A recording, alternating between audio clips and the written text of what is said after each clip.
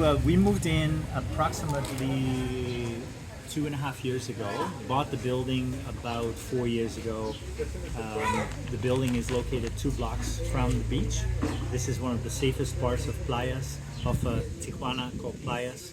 And this used to be 3 condominiums. So there were 3 separate family members that lived here, brothers and parents. And when the parents passed away, the brothers decided to put all 3 condos for sale.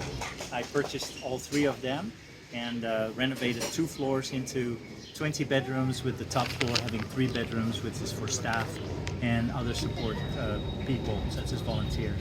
We added the outdoor kitchen, which has which has a fridge, a freezer, and a stove, a big commercial stove. A lot of the goods in our kitchen are donated. Stainless steel table. Brought in a contractor that built the outdoor kitchen, as we do most of our living outdoors. We also added a cabana, which is where people live. We recently added a fire pit, and on the parking lot, this used to be the parking lot, we took out a section of concrete and we added a vegetable garden, so we grow our own veggies, and some of our refugees will actually work in the garden, which is also something they really enjoy. We built a relationship with one of our refugees, which is Abuela, also called Grandma, and she's kind of taken charge of the kitchen. She actually cooks for us every day, and depending on what people are in the mood for, obviously we have a very eclectic group of people living here, Central Americans as well as Russians and Ukrainians, and so we mix up the meals. Sometimes the Russians cook and sometimes Abuela cooks, which will be quite diverse, and so it's a very eclectic kitchen. And so in our house we have 23 bedrooms. Most of them have bunk beds, queen bunk beds. On the main floor we also have a staff office where our psychologist comes in and meets with the refugees that need some mental health counseling.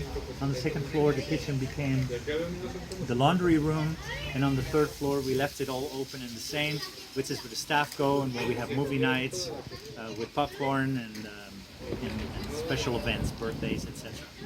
So come on in, I'll show you around. All right. Okay. So here we are on the main floor. Here's the office where we also take our donations. And then on the main floor we have 10 bedrooms. This used to be the living room. The kitchen used to be located here.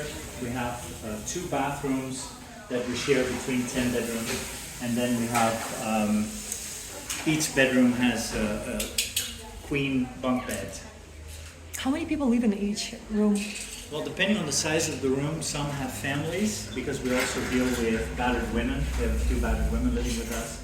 And so at the end, we have actually kids and a family living there. So let me see where Irvin is, because I don't know which room we can enter. So Irvin's bike recently was stolen, so I went online and bought a bike at Walmart, and then I brought over, and I put stickers on there that says, "This bike belongs to Irvin, Casa de Luz," and it says, "Do not steal my bike." He's a filmmaker, so this has been his main mode of transportation while he is here. But his bike is very important because we don't have a car, and this is the way we get around. So this bike cannot be stolen.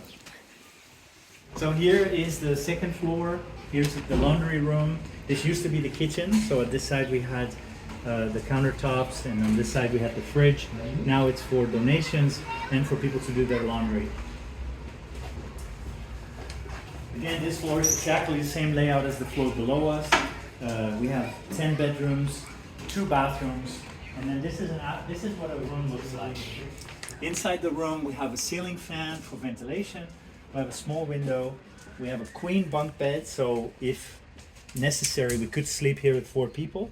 They get an outlet to charge their phone, do their hair, whatever is needed, and a little bit of storage. Underneath the bed there is a drawer that they can put their clothes and their personal belongings. It's not a big room, but the beautiful part is it's a private room, where in most shelters you share large rooms with lots and lots of people. Here you have some privacy, so when couples arrive they get a private room, and it's a lot more intimate that way.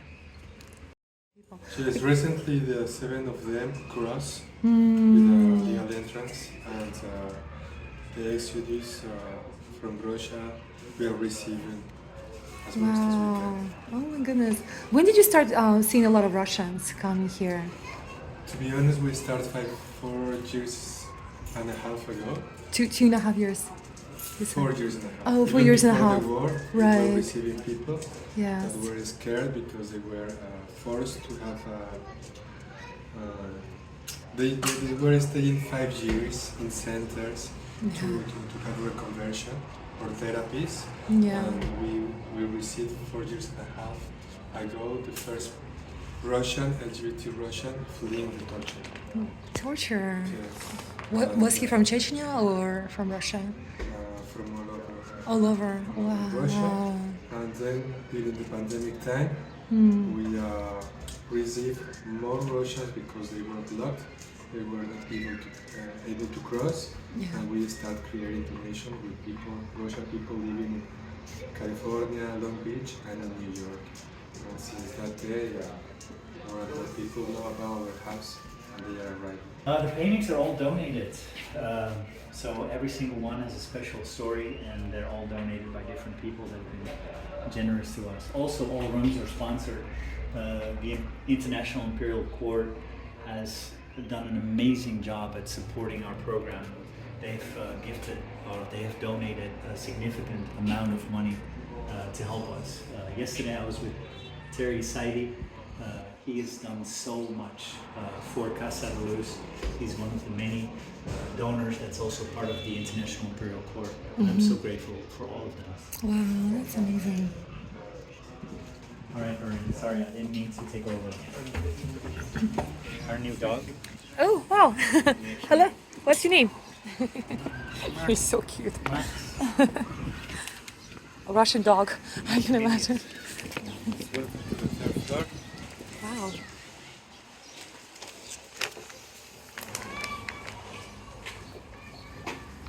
Oh, there's a kitchen. Yes. That's nice. Wow. So the top floor is reserved for special events. We have movie nights here.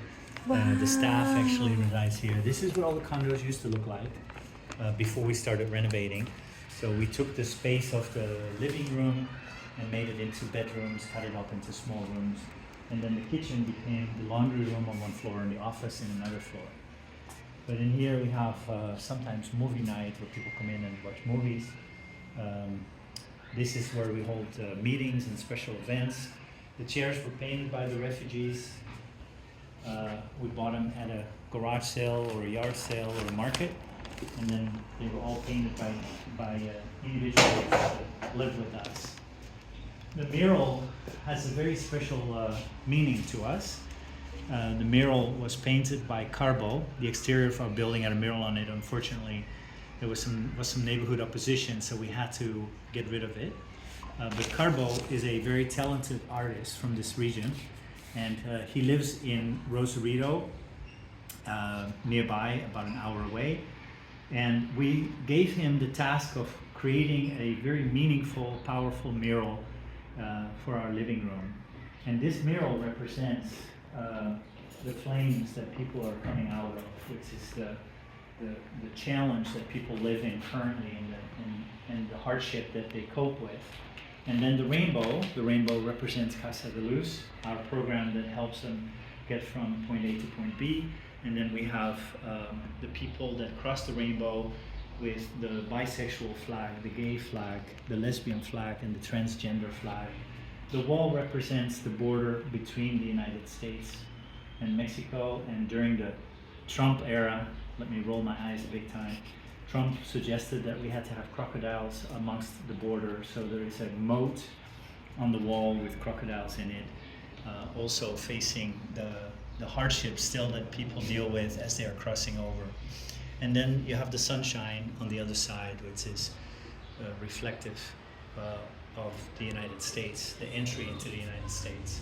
So it's a very meaningful mural that you will find on our website, and we've got some clothing that we've printed up. And yeah, we're very grateful for Carbo for coming up with this beautiful mural.